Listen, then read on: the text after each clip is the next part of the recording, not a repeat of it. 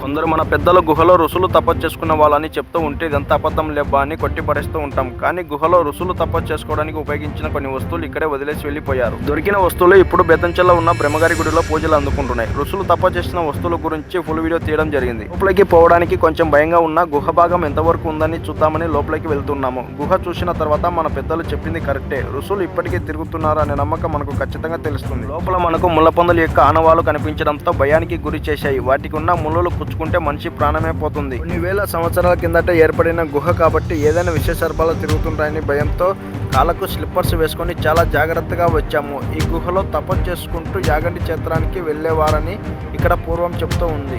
ఋషులు తపస్సు చేసుకున్న గుహ కాబట్టి మా సేఫ్టీ కోసం స్లిప్పర్స్ వేసుకొని జాగ్రత్తగా వచ్చాము. ఎలాంటి బ్యాడ్ కామెంట్స్ పెట్టకండి. గుహలో ఉన్న అతిపెద్ద మిస్టరీ ఇక్కడ ఉన్న ఒక సొరంగం మార్గం కనపడుతుంది. స్థానికుల కథన ప్రకారం పూర్వకాలంలో మునులు మరియు సిద్ధులు మానవ కంటికి కనిపించకుండా ఈ సొరంగం ద్వారా నేరుగా యాగంటి క్షేత్రానికి వెళ్ళేవారు. అర్ధరాత్రి సమయంలో గుహలోపల నుండి వింత వింత శబ్దాలు వస్తున్నాయని ముచ్చట్ల మల్లికార్జున స్వామి వారికి నిత్యం పూజలు చేసే పూజారి గారి స్వయంగా నోటి నుండి చెప్పడం జరిగింది.